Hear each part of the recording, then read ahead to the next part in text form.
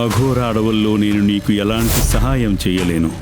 నేనే కాదు, వేరే ఎవరూ నీకు సహాయం చేయలేరు. భూమిపై మనకి తెలియని మరొక లోకం ఉంది. దాని పేరే అద్వైత లోకం. ఈ లోకం 3 రాజ్యాలుగా విభజింపబడి ఉంది.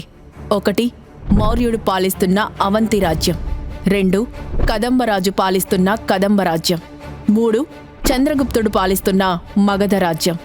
ఈ 3 రాజ్యాలను ఈ ముగ్గురు పాలిస్తున్నప్పటికీ ఈ 3 లోకాలని కలిపి ఏలే చక్రవర్తి స్థానం గత 100 సంవత్సరాలుగా ఖాళీగానే ఉంది. అందుకు కారణం ఆ స్థానం కోసం ప్రతి పుష్కరానికొకసారి జరిగే పోటీల్లో ఉన్న కఠినత్వం. అంత కఠినమైన పరీక్షలు ఎదుర్కొని గెలవడం ఇప్పటి వరకు ఎవ్వరి వల్ల కాలేదు. కానీ ఇన్నాళ్లకి అవంతి రాజ్యపు ప్రజలకి ఈసారి పోటీల్లో ఆ రాజ్యకుమారుడు అయిన రాఖీ ఎలాగైనా గెలుస్తాడని పూర్తి నమ్మకం వచ్చింది. దానికి కారణం చిన్నప్పటి నుండి అస్త్రశస్త్ర సామవేద విద్యలలో రాఖీ చూపిస్తున్న అసమాన ప్రతిభ. ఒక అస్త్రశస్త్రాలలోనే కాదు, మంత్రతంత్ర విద్యల్లో సహితం ప్రావీణ్యం ఉంది. శత్రువు ఎంతటి వాడైనా ఒంటి చేత్తో మట్టి కరిపించగల వీరుడు ఈ రాఖీ.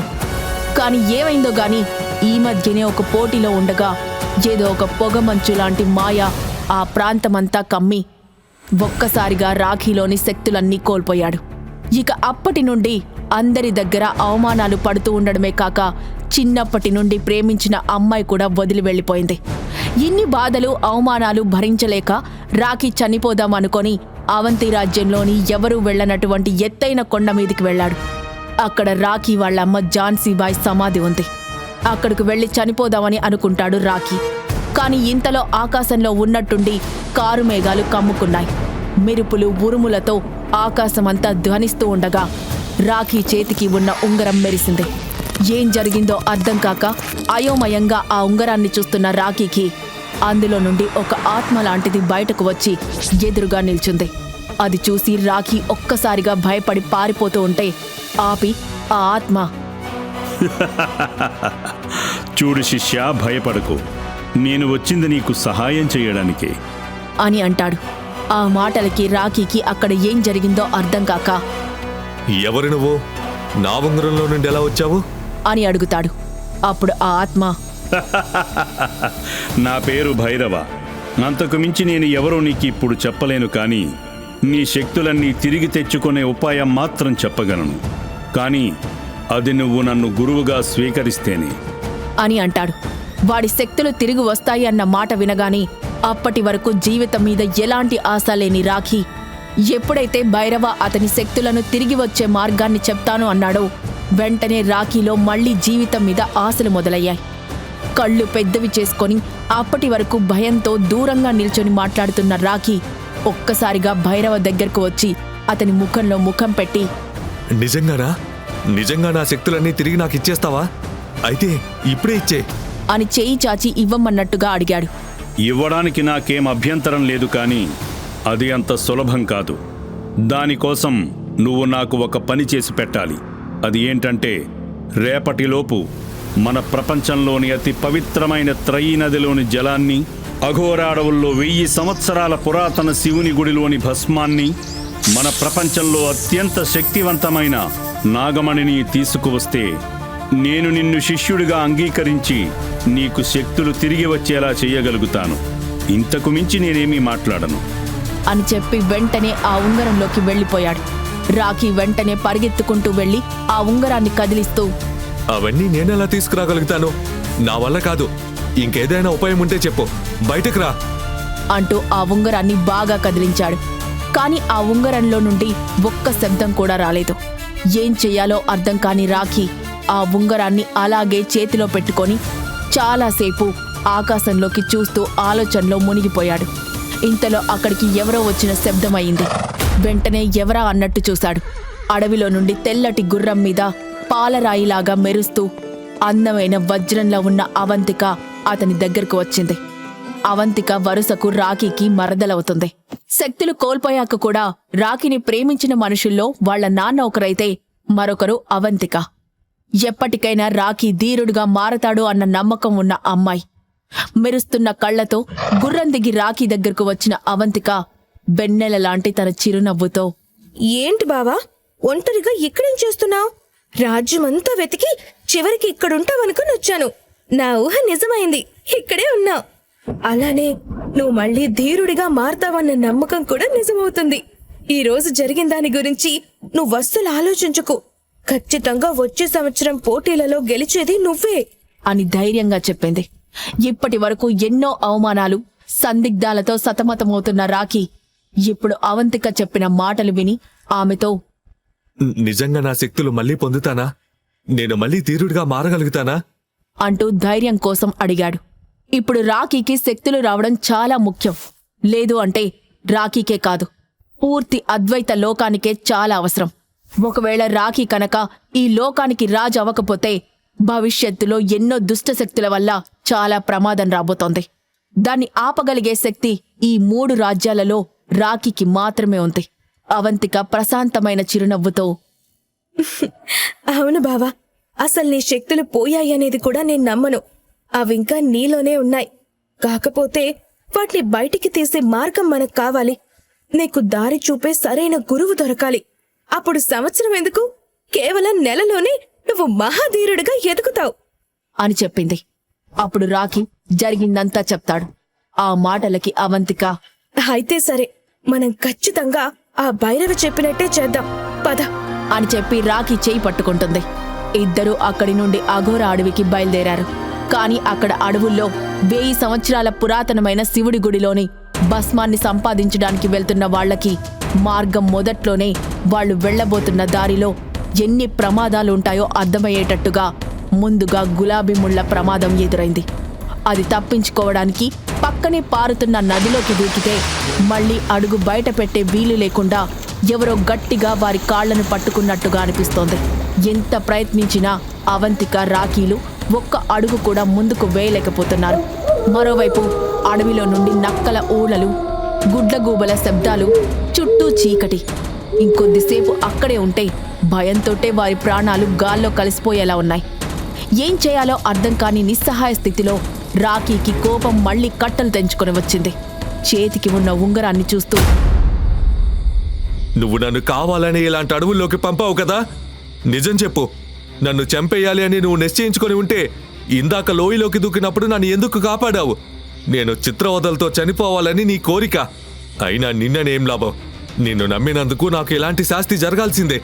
కానీ అవంతిక ఏం పాపం చేసింది? నాకు సహాయం చేయాలనుకున్నందుకు ఇప్పుడు తను కూడా ఇలాంటి చిక్కుల్లో చిక్కుకుంది.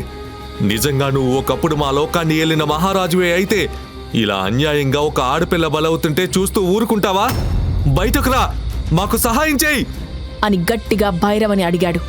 భైరవ ఉంగరంలో నుండి బయటికి రాకుండా మాట్లాడుతూ, అఘోర అడవుల్లో నేను నీకు ఎలాంటి సహాయం చెయ్యలేను. నేనే కాదు, వేరే ఎవరూ నీకు సహాయం చెయ్యలేరు. ఇక్కడ నిన్ను కాపాడగలిగేది నీ స్థితప్రజ్ఞత, తెలివి, ధైర్యం మాత్రమే. ఇది నీకు పరీక్ష లాంటిది. భయపడకుండా నీ మీద నమ్మకం ఉంచుకో. ఖచ్చితంగా విజయం నీదే అవుతుంది అని ధైర్యం చెప్పాడు. అప్పుడు రాఖీకి ఇంకా కోపం వచ్చి, సహాయం చేయడం మానేసి అలా సలహాలిస్తున్నావా? కాని ఆ ఉంగరం నుండి ఎటువంటి సమాధానం రాలేదు. ఇక చేసేదేం లేక రాఖీనే ఒక ఉపాయం పన్ని అక్కడి నుండి బయటపడతాడు. అక్కడి నుండి ఆ భస్మాన్ని తీసుకొని అవంతికతో కలిసి తన రాజ్యానికి తిరిగి వస్తుండగా, బావా, అఘోర అడవుల్లో ప్రమాదం నుండి బయటపడి నువ్వనుకున్న వాటిలో శివుడి విభూది సంపాదించావు. కానీ ఇప్పుడు త్రయీ నదికి వెళ్లడం అసాధ్యంగానే కనిపిస్తోంది. ఆ నది మన శత్రుదేశం అయిన కదంబ రాజ్యంలో ఉంది. అక్కడికి వెళ్లడానికి మనకి అనుమతి లేదు. ఒకవేళ మనం రహస్యంగా వెళ్ళినా పొరపాటున వాళ్ళకి దొరికితే మనల్ని అక్కడికక్కడే చంపేస్తారు. ఇలాంటి క్లిష్ట పరిస్థితులలో మనకు ఎవరు సహాయం చేస్తారు? మనం ఎలా అక్కడికి వెళ్ళగలుగుతాం? అంటూ తన మనసులోని సందేహాలు అన్నీ బయటపెట్టింది అవంతిక. చూడవంతిక, ఇప్పటికే నువ్వు నా కోసం చాలా సాహసం చేశావు. మరోసారి నేను ప్రమాదంలో నెట్టడం నాకు ఇష్టం లేదు. నాకు తోడుగా నేను తీసుకెళ్తే అది నా స్వార్థమే అవుతుంది. అయినా ఇప్పటికే చాలా ఆలస్యమైంది. నువ్వు ఇంటికి వెళ్ళు. రేపు ఉదయం ఏం చేయాలో ఆలోచిద్దాం అని చెప్పి అవంతికను ఇంటికి పంపించేశాడు రాఖీ. ఆ తర్వాత అతను కూడా తన రాజ్య మందిరంలో విశ్రమిస్తుండగా ఉంగరంలోని భైరవ బయటకు వచ్చి, ఏమో అనుకున్నాను, కానీ నువ్వు ధైర్యవంతుడివి రాఖీ. ఇప్పుడు నీకు ఆ త్రయీ నది దగ్గరకు ఎలా వెళ్లాలో మార్గం చెప్తా విను.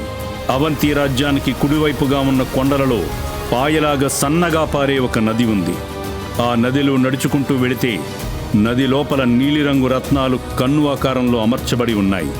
అక్కడ ఈరోజు నువ్వు సంపాదించిన పరమశివుడి విభూతి చల్లి శివనామస్మరణ 3 సార్లు చేస్తే ఆ నీలికన్ను ద్వారం తెరుచుకుంటుంది. లోపల నుండి వెళితే నేరుగా నువ్వు త్రయీ నది ఒడ్డుకు చేరుతావు.